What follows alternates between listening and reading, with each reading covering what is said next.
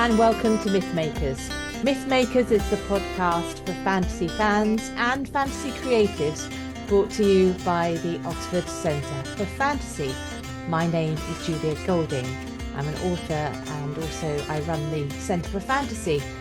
And today I'm joined by my regular podcast partner, Jacob Rennaker, who is based in Seattle and is an expert on the making of fantasy games, amongst other things, and Tolkien. But I've since discovered he is also pretty much an expert on Percy Jackson. And that is the theme of today's podcast. So, Jacob, I first met Percy Jackson when my children were reading him. They're in their 20s now, so they were reading him as the books were first coming out. And I remember them absolutely adoring that series and really getting into it, particularly my oldest boy. It was, we've got all of them on the shelf. Beautiful books. How long have you known about Percy Jackson? Not nearly as long probably as your children have. So I really learned about them, got into them as an adult when I was in graduate school, actually. Okay. Yeah, and So it was more so that too young at the moment, so you're in that in-between stage where you're waiting. Exactly, yeah. So it didn't come out when I was younger. So and largely my interest was because I was studying ancient mythology and cosmology. That's where the overlap was, and kind of served as an introduction into this fantasy world in particular. So we're going to talk about what makes a good adaptation, because there have been two bites at that particular cherry, at least. There was the film version of some time ago where they made, I think, did they make two or three of them? Two, wasn't it? They made Two, yeah. two films. And Rick Riordan, the author, wasn't very happy with those adaptations. And now they've just made the Disney adaptation of Percy Jackson and the Lightning Thief, which actually had Rick Riordan as part of the production team being behind that series. So let's start, first of all, with the more general things. What would you say makes for a good adaptation? What do we mean by good? Yeah, that's a great question. I think that's what is possibly the reason for some of the most heated disagreements uh, between friends about was this a good adaptation, right? So everybody has a different idea of what good is, and it really the challenge with adapting books in particular is that the level of audience engagement that's required. So you're having to paint all the pictures as a reader, especially if there hasn't been any sort of adaptation prior. You are casting the characters of the book yourself, right? You are creating settings, and now authors are painting the picture for you, but like you in your mind are really kind of creating all of the details. They're kind of providing canvas, and these characters, they can describe them, but you are going to be casting them. And so for each person, no two audience members book, like their idea of a book is going to be the same. It's not going to look the same because they're having to do that personal creation by translating the written word into their imagination as they're reading it. So because of that, I think it's really hard to agree upon good adaptations, because good works of fiction are open to multiple interpretations. And so somebody might gravitate to this particular message or this particular theme or this particular character arc in a book because they identified it with it themselves. And so to see that character not treated with the same care that that person had while reading it, that's going to send them off the deep end when somebody cuts that character entirely out of an adaptation, or if they cast a character that was wildly different from the one that they imagined the character looking like in their head. So I think so broadly speaking, understand that you can never get an adaptation that's going to make any person happy, completely happy, who's read the book. I think a good adaptation, talking about it from the book's perspective and perhaps the author's perspective, is one that does justice to the spirit and characters of the book. And Yeah, that's also ambiguous and open to interpretation. yeah, I suppose that's faithful to the book. So a good adaptation that's faithful to the book. And then there's an adaptation which manages to create its own form of artwork, which in a way exceeds or goes beyond what you thought the book Yes. would be. So Yep. one area where I would say this, let's move sideways briefly. The Paddington films. If you read a straightforward Paddington novel, they're very sweet. But a Paddington film has gone one step further and made a kind of brilliant magical world around Paddington and added all sorts of layers of characters and special effects, which make it even more charming than the original material. The original material is great in its own right, but they've gone above and beyond. So that's a delightful example of a place where I've never heard anyone saying, "Oh, that's a terrible adaptation of Paddington." No, everyone thinks, "Yeah, that's really good. You've done something more." So I think that's what you're looking for with an adaptation. You don't need something that's a straight version of the book. You want something which finds a new area in it. So, right, let's turn to Percy Jackson and the Lightning Thief as a book, first of all. Let's think about it as a book, then we'll think about it as a film, and then we'll think about it as the television series. So, firstly, as a book, I remember my children particularly liking how Rick Riordan had turned something which was seen as a disability, having ADHD, into something which was a secret superpower. So that was, first of all, a lovely sort of concept of reframing something that many children struggle with.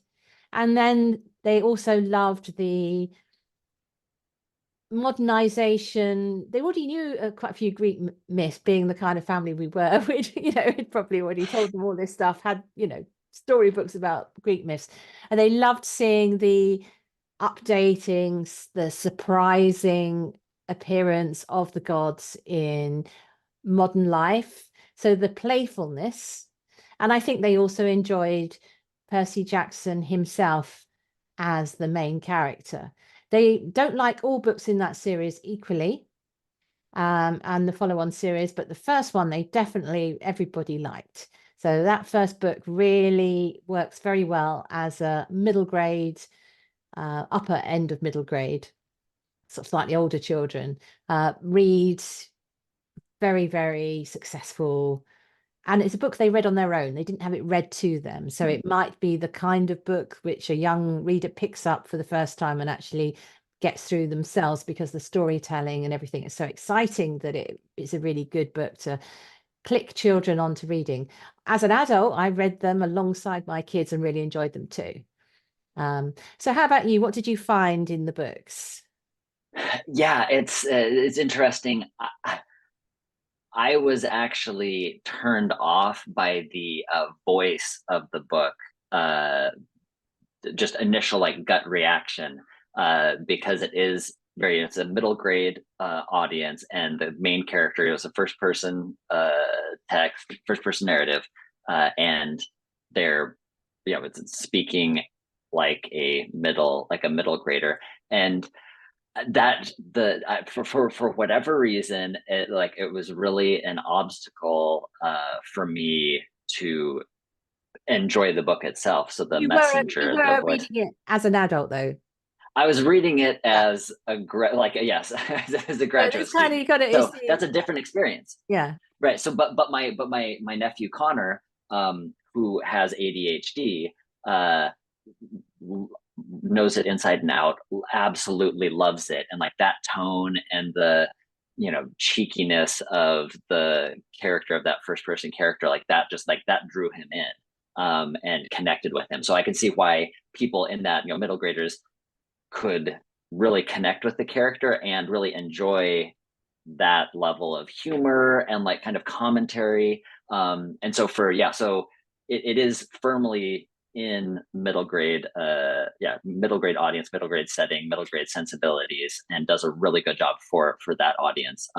So what was most intriguing to me, and why I kind of stuck with it in spite of the kind of dissonance that created for me, not being a middle grader reading it, was the way that Riordan translated the Greek gods into contemporary United States settings and culture to a certain degree. So it was, so it was a translation of Greek myths, which that happens all the time, right? But this was very concrete by setting, Olympus in New York at the top of the Empire State Building, right? So the specificity that it provided, it created some fun connections and resonances that was just that I hadn't seen done before in that way, and so that was fun to see and trying to figure out, okay, so where is he going to place this?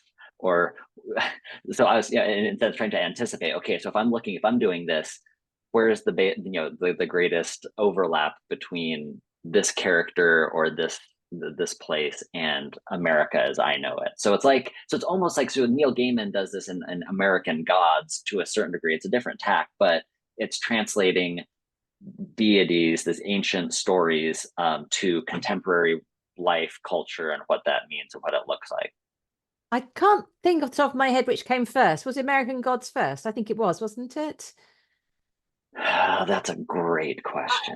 Anyway, that's Google, so. Because you can imagine you reading that, then thinking, how would this work for children? That might be part of the sort of the compost out of which the idea grew. Right. I would just point out here a couple of things for reading it as someone who isn't American, as a foreigner. We don't have in the UK the same culture of summer camps. So the summer camps were totally foreign. We don't pack our kids off. It's too expensive. I don't know how anyone affords that. So Europeans tend to get more holiday.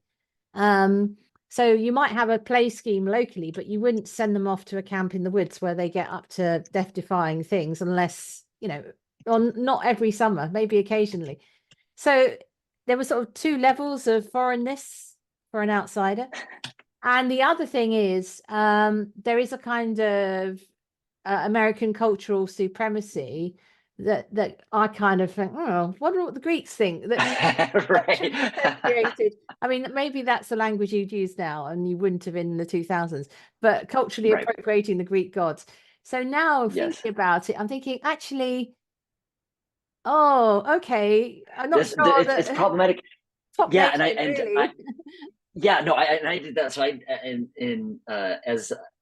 watching the Percy Jackson series, I reread the Percy Jackson and the Lightning Thief, just so it was just like right on the top of my head.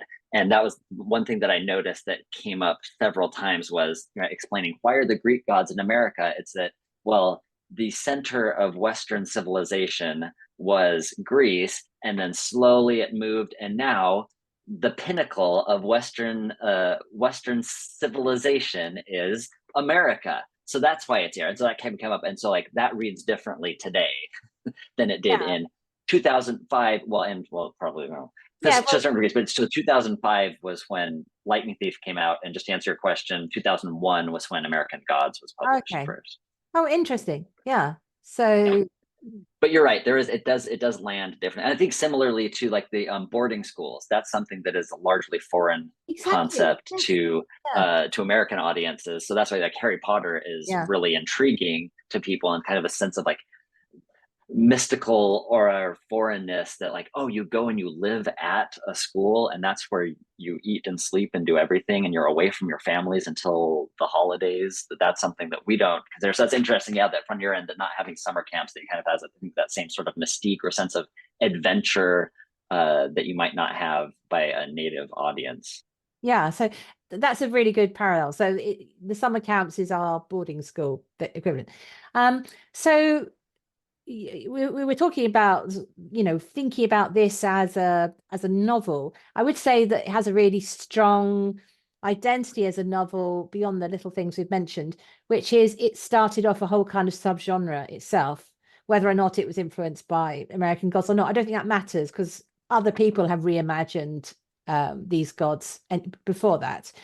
And in terms of middle grade and YA children's books, it's become a whole sort of series of books which have the Norse gods and the Egyptian gods. Rick Riordan has done some himself, and I think there's a whole kind of licensing process where you can sort of come up with another mythology. He has a Rick Riordan Presents like imprint, sub imprint, that he like selects people that are authors from different cultures writing about myths kind of reimagined in contemporary settings.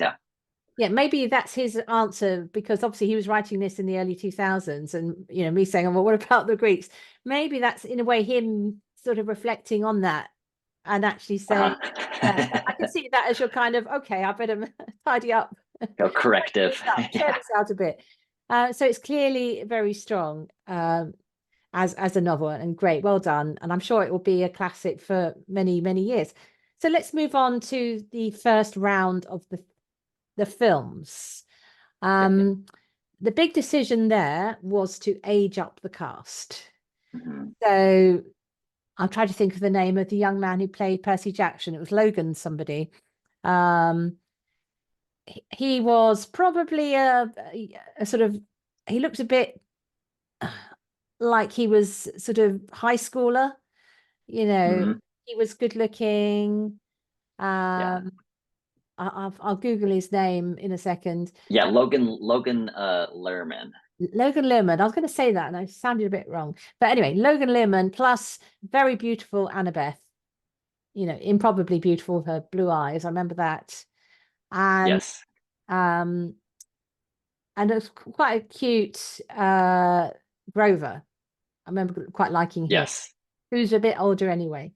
But the Percy Jackson in that version quite quickly became very adept at sword fighting. He went from being, it's as though he did the Spider-Man thing within a really, he went from being a sort of swinging between the buildings in like a scene. And they were also playing up on the sort of romance element a bit with Annabeth quite early on. There was also some darker elements in it. So the mother and her relationship with the horrible stepfather was a darker edged thing. Yeah, that's what I remember from it. It didn't have the same charm, I think. Yep. Yeah, no, exactly. And I rewatched the film in preparation, for this. Like, I've been inundated with Percy Jackson over the past like few weeks, which I think is a good thing. It's been a fascinating study of going between the book and the film and the television series, which I recommend to anyone to do, just in terms of adaptations, interpretations, and reworkings. But yeah, so it's a Christopher Columbus film. Christopher Columbus directed the first two Harry Potter films, who also did Home Alone, and has done a lot of, kind of like family blockbuster, like big, large scale films that are like family friendly, but that because they're large scale, they are what you call in Hollywood 4-quadrant films. So the 4 quadrants are audiences that are over 25 and under 25, and then male and female. So the sweet spot is getting a film that hits all 4 quadrants. You want males and females over 25 and males and females under 25 equally coming to the film and spending their hard-earned money to put money into your pockets. That's the goal, right, for the studios. And so blockbuster films often are positioned in that way. And so with the aging up, so the reason for aging up Percy Jackson is so that it can get closer to the over 25 audience. So you can have more romantic plots to make it something that's more palatable or interesting for adults. But in doing so, there's trade-offs, right? Like you said, so like the tone is there, even the themes, right? So in the books, you might have themes of, like coming of age, personal identity, coming to understand yourself, and what the gods are, the metaphor for gods are used in what are the gods being used as metaphors for in the books? It uses it in several different ways. In the film, because you only have 2 hours of screen time, you really have to boil it down, distill it to one thing, and kind of harp on that. And it really, in the film, it really came across as, to me, the active metaphor was the younger generations of gods rising up to challenge the older generations of gods, which is an older teen, right? So it's the older, older high schoolers that are more rebellious. They're really kind of finding where the boundary is, challenging the authority of their parents. And so that's comes across that's kind of what's happening here. Younger generations of gods and older generations of gods represented for them a teenager struggling against their parents. And like that's where you get like the conflict and even kind of like a lack of warmth between parents and children in like the god relationships. They're really leaning into the conflict and making it more understandable as the protagonist by having completely aloof, distant parents, or parents that are abusive and that you deserve to overthrow them, right? Because the teenagers have to be clearly the antagonist to be able to cheer for them.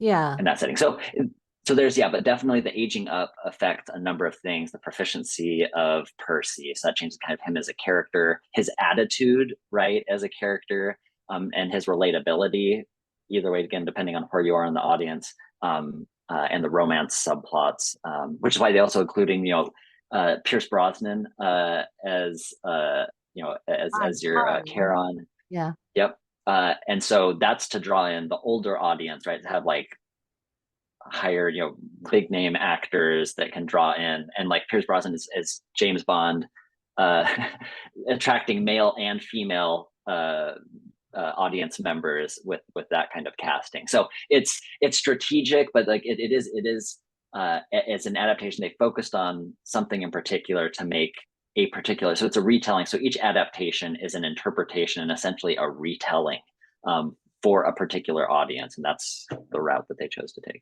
Yeah. So do you think it makes a good film? Just giving in terms of like in terms of like a blockbuster, like a 4-quadrant blockbuster film, because you have, like rather than focus on personal relationships, you're gonna have the spectacles, right? So they're going to the casino, like that's going to be one of your big set pieces. You're gonna have like 2 or 3 big set pieces as is expected, and that's where you're gonna spend your budget on the set, on the CGI, on that. So it was, I remember enjoying it fine when I saw it when it came out in 2010. But it was just okay, but for what it was, it's kind of like a popcorn, light adventure kind of summer blockbuster film, but not one that really merits rewatching. Yeah, I think that's exactly it. And I think that's why Rick Riordan doesn't like it, in that somehow they've lost the heart. So the film, as you said, it was a perfectly watchable film. Not at all bad to watch on a rainy day, go into a cinema, nothing wrong with it from that point of view. Competently put together, the performances are fine. Moves along nicely. As you say, there's some great cameos from all sorts of famous people in it. But I've never thought, oh, I must go back and rewatch that. Right. Never once. Yeah. No. And we do have it on DVD downstairs somewhere, I think, still somewhere. But I can't remember anyone asking for it to be put on again. So that, and I think a lot of that is because we don't really care an awful lot about Percy. There's just something not. If you think about Harry Potter, for example, if Harry Potter, by starting him at 11, well, actually, you start him seeing him as a baby, don't you? There is something almost kind of like we're invested in seeing this child succeed, and the stakes get higher and higher, and it gets worse and worse and worse. If you'd started Harry Potter at, when he was in 17, the second to last year at Hogwarts, you'd probably think, oh, okay. Right. But no, you've seen him as a child, and you've seen how it goes with the living in the cupboard under the stairs. There is elements of that in the Percy Jackson book with him failing at the schools and what have you, which they don't have time to do in the film version because they're cramming everything into the 2 hours or whatever. Yep. And so we just end up thinking, oh, okay, demigod finding his way. But we're not invested. Yeah. So I think it was a good idea for them to have another go at it now as a limited series, or the first series. So what do you think of the Disney adaptation? Do you think the appeal to the audience has changed? I personally think that this has gone the other way. So going back to your 4-quadrant thing, I think that actually by being more faithful to the book, they've actually lost the potential of older market. I mean, you might sit and watch it with your kids, but I don't think it quite has the people will say, oh, that's for children, which it is. It's a series primarily for children. Yeah. No, this is fascinating. So I was trying to think through like who is the audience for this, because so you definitely have younger cast of characters, but at the same time the tone of the show is adult. So you don't have the the kind of crass humor. It's not leaning into the humor. The humor is more measured and sparse than it is in the book, right? In the book, Percy's kind of is wisecracking a lot, and you have a lot of jokes that a middle grader would make. Those, I was surprised by how few and far between those elements were. This was a very tonally, a very kind of like somber and serious it's quite show dark, from isn't it? beginning to end. The palette is quite dark. I was watching it when I was traveling, and several times we couldn't work out if it couldn't see it because I couldn't work out if Okay, yeah. settings wrong. So we're in bright hotel rooms or something. Yep. So it is yeah needs to be seen with the curtains closed. So so this is where like I haven't I'm interested in talking to children to see what they thought and if they liked it, because to me, as I was looking at what's happening there with humor being kind of more sparing, it really is getting into the emotional lives of these characters, right? And when the kind of the operating metaphor that it has here is right, gods and their offspring as a way to explore and critique parent-child relationships, right? So it's not the like overthrowing the gods, like that's part of it, but it's more so they examine all of the different examine healthy and toxic family relationships and patterns, and so that's really the through line, and they do a masterful job of that. Something that didn't even, like you're saying earlier, when an adaptation can add elements and really transcend in some ways what the source material did.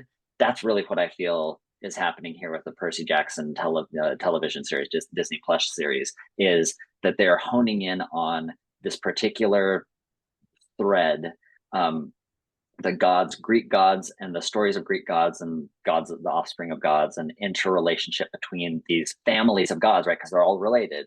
So by emphasizing that family relationship and exploring challenges that everyone has in their own family relationships, tensions, misunderstandings, disagreements, love-hate relationships with parents, with cousins, aunts, uncles, siblings, all of that, I think they really honed in on that and lifted up those elements from the book, or even introduced some elements that weren't necessarily there explicit in the book. And in doing so, we're able to craft a particular emotional arc and journey for Percy Jackson, for these other characters, that I thought was masterful, was very, very, very well done. Yeah, but actually hearing you talk about it though does make me wonder. I think they've missed a trick in actually being in love enough with the world of Greek gods. I'm thinking, going back to Harry Potter, which I keep thinking of, because there is an element of Harry, Ron, and Hermione with Annabeth, Percy, and right. Yeah, I mean, but There is a moment quite early on in the first Harry Potter film where he says something like, oh, I love magic. I just love magic. He's looking around Hogwarts and it's just and I wondered, so obviously, you know, there's the downside is poor old Percy is actually starting his journey being traumatized because he sees his mum dying. So he's starting his world Right. there in grief, which is difficult to actually then say, hey, we're all superheroes. But I wondered if there's an Right. element of whether the actual magic of being a demigod is Mhm. sufficiently enjoyed. I was Yeah, also not wasn't here. I Yeah. wasn't sure about some of the CGI choices. My biggest problem was with the Chiron in this one, who I Mm. thought that the proportion of man to horse looked really wrong. So I started worrying Yeah. about, okay, where's your stomach? You know, it looks as if it's Right. a man stuck on top of the horse. I really think they could have done a better job of the proportions. There Mhm. have been other Yeah. centaurs who have been done better, and there was just Mhm. something really bad about that. And I found it really off-putting. Some of the CGI was a bit iffy. I know it's probably not got the same kind of budget as a film would do, but maybe one of the reasons for so many dark scenes is it's cheaper to animate monsters coming out of the dark Possibly. than complicated monsters against a background. Yeah. I felt at Yeah. times that the budget felt a bit straightened and not quite Mm. what we now get used to. Um, Right. I did for me, what I really liked about this version, and I did watch it all the way through and enjoy it, and I would watch another series. So I mean, it Yeah. succeeded from that point of view. Is I really did like Percy. He was Mhm. convincingly young, his voice Mhm. slightly on that edge of being broken, Broken. Yep.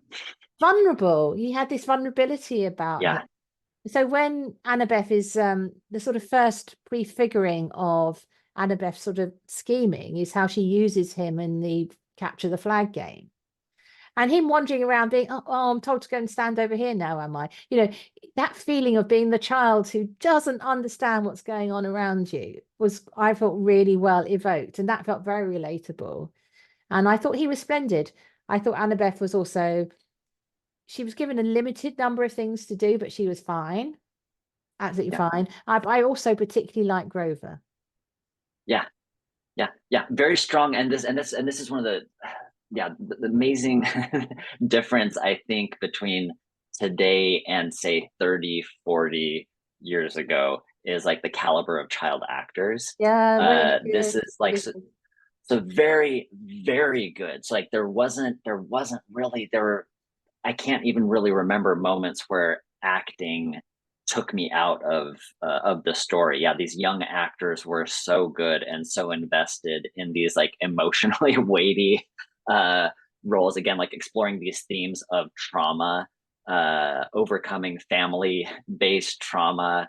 That like I'm just yeah very very impressed and thought that they definitely added to the story, making it convincing that like yes these were people who like you said like vulnerable, like the vulnerability just like shone through, and like the regret and sadness and like the dilemmas that they're having to go through, that it was very real and grounded.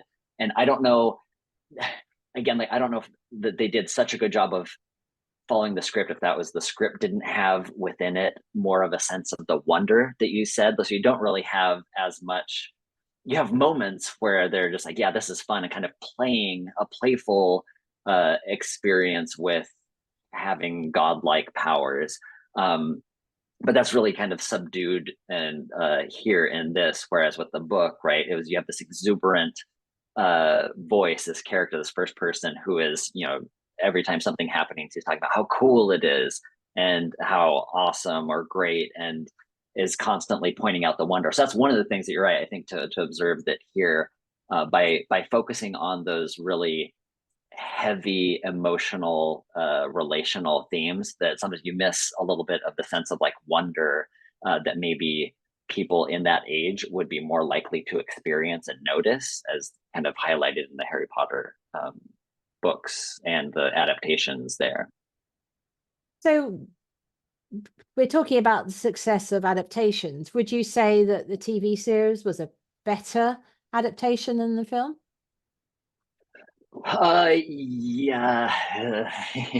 Yes, for what they're trying to, yeah, I think it is. I think it's one like I would later rewatch the Percy Jackson television, the Disney Plus series, because yeah, there were a number of themes, the themes that they're experiencing, or that they're exploring and expressing, touching on such fundamental elements of, like, yeah, family relationships, trauma response, dealing with toxic relationships, as well as like ideas of meaning. So they're able to take questions about, like, what does something mean, like with, talking about the St. Louis Arch, for example, like, is this is this really a, a shrine to Athena? It's like, well, if somebody imbues it with that, or somebody approaches it in this way, yes, it can be imbued. So it's they're dealing with a number of different topics that are larger, and that like Greek mythology deals with writ large.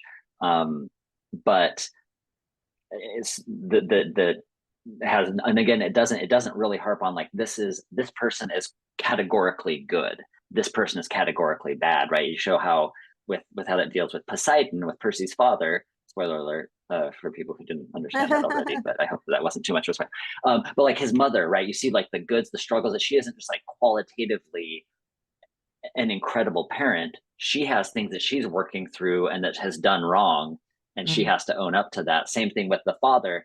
He's far more relatable than the film version, or even I think in the book, perhaps. Like, you have, I think there's a level of, there's a depth, there's an emotional depth, and kind of an ambiguity that allows, I think, for a richer engagement with the text, and like those ideas as it being a piece to explore family relationships. So I think in that sense, that it makes you think and interested to revisit it and think about those ideas long after I watched it. Then if that's the rubric that we're using, then yes, I would say it was a very successful adaptation. Yeah, you raised the question in our sort of notes for this discussion about if you see any links between Tolkien and Percy Jackson, other than Percy Jackson sounding a bit like Peter Jackson. No, not that. What I was thinking actually is a link, is a sort of basis of fantasy, because what Rick Riordan has done is, moving aside from live religious discussions, you don't want to sort of have have Jesus and God and things being involved, because that's kind of people's real living faith that you'd be using as a structure. By moving it sideways to imagining a sort of a modern pantheon for America, and then reinterpreting the gods and the creatures within that, within American context, you sort of give this mythology background that is extendable, that you can imagine, you can tell stories within. So that's that's a really strong fantasy world, because it has Right. imaginative extensions. And if you think about what Tolkien was doing, is he invented his own pantheon of gods, which he put on top of a sort of prehistory for Britain, with his Valar and and Eanor, and the music, which is, you can see the roots of that in other mythologies like the Norse gods and others, but he's doing his own version of it and extending that world to such a point, getting beyond the Silmarillion, that you get stories that kind of only very, very lightly touch on his pantheon that he originally thought of. They're there behind it all, but he's moved so far away that it almost can tell a story without mentioning them, hardly at all. So there is a sort of correlation between those two, which I think is worth thinking through. If anyone here is listening and is thinking of creating their own fantasy world, it's how do you deal with your sort of divine element? If you've got one in your story, how do you interpret it? For me, that was a connection. Did you see any other connections? Because you raised the question. Yeah, and I think your answer was great, and a great observation. I was thinking of like more of a crass, practical Oh, level with go some of ahead. the adaptations, which is, so I'll give the cheap answers. You gave, yeah. So maybe we should reverse that, and you give that same answer after I give this like really superficial answer. That would be great. So with the films themselves, right? So the film, Sean Bean plays Zeus, Oh, right? okay, right. Who plays Boromir in Lord of the Rings films. And then for the Percy Jackson's Disney Plus series, the themes, the musical themes, were created by Bear McCreary, who wrote the score and soundtrack for the Rings of Power series. So you can hear, if you watch Rings of Power, you could hear some echoes of some of the themes that are used there in Percy Jackson. But yeah, so that's my superficial Tolkien, kind of like secondary, tertiary Tolkien connections to Percy Jackson in adaptation specifically. But I really like what you said there about what I think one of the reasons why Percy Jackson as a series and as a world, like you said, it allows for imaginative extension. I really like that phrase, and I think that's the sign of a really good imaginative world. Because the same thing with like Harry Potter, right? It allows for imaginative extension for people to want to enter into that and want to like tell stories, and that it feels like there's space that you could tell a completely different story, that you're only kind of scratching the surface. And that's really what you get with Tolkien, that the world that he created in the Silmarillion, that Lord of the Rings is just scratching the surface as one possible story, as one, you're only following one very small piece of this enormous world that was created. And so I think, yeah, with Percy Jackson, you can kind of see that once you're setting it against a backdrop of gods, and their relationship and machinations across like an entire country, this like very large, unnecessarily large country, that like the opportunities for stories and storytelling, I think, is there and almost endless. So yeah, I absolutely agree with you.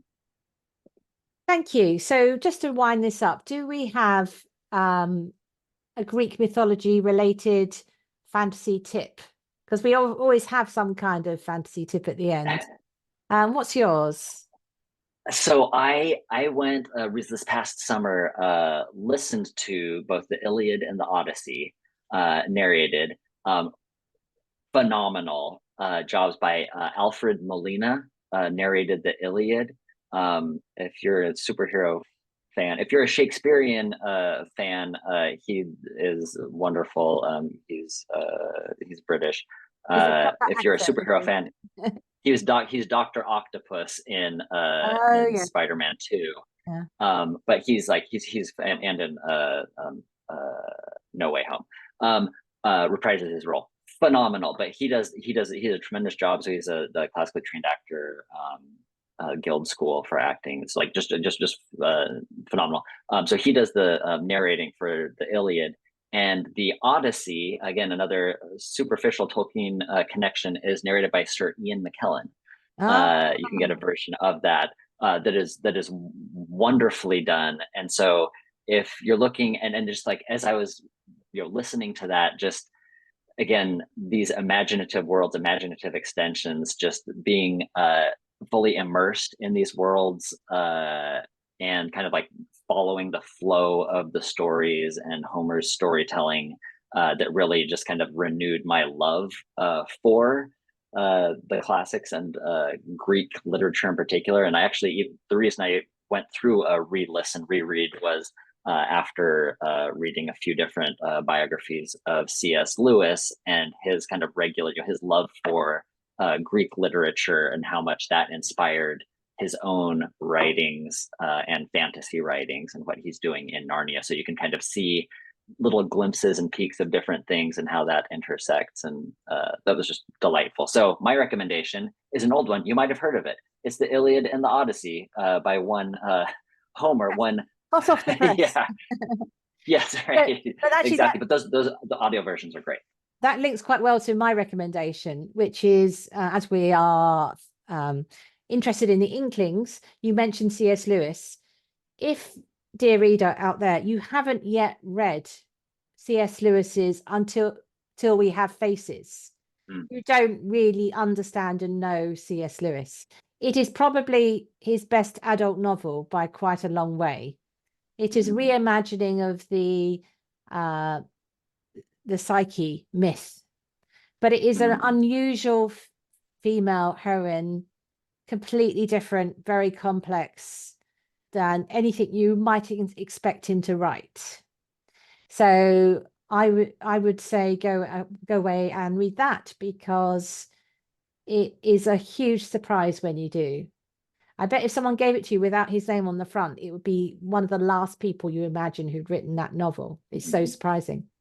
Okay, so just for a little bit of fun, where do you think, in our best places in all fantasy worlds, where do you think it's the best place to be a god? But we're going to narrow it down in honor of Poseidon. Where do you think it's the best place to be a water god in all the fantasy worlds? With your trident, power over water, and yeah, right.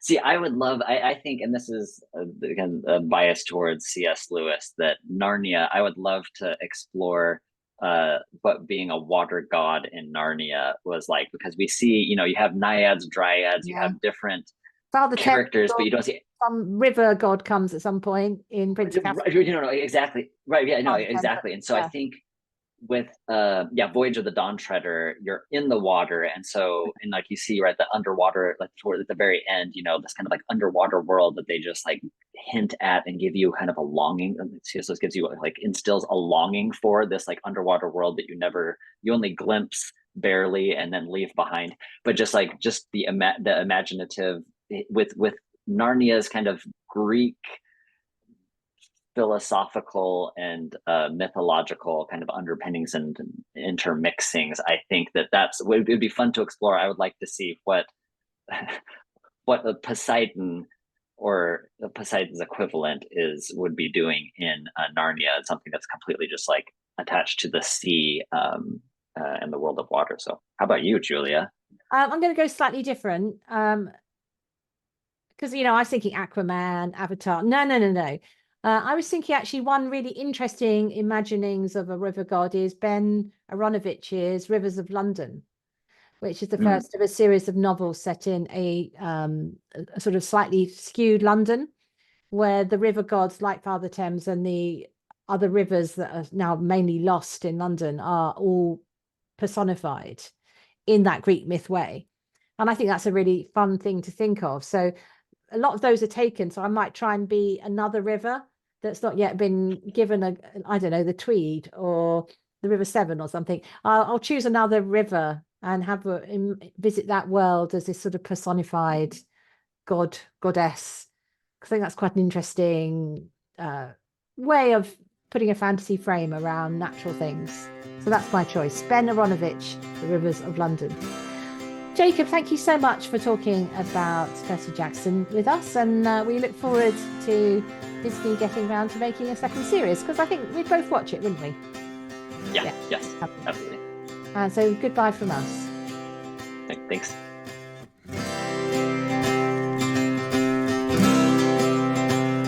Thanks for listening to Mythmakers podcast, brought to you by the Oxford Centre for Fantasy. Visit oxfordcenterforfantasy.org to join in the fun. Find out about our online courses, in-person stays in Oxford, plus visit our shop for great gifts. Tell a friend and subscribe wherever you find your favourite podcasts worldwide.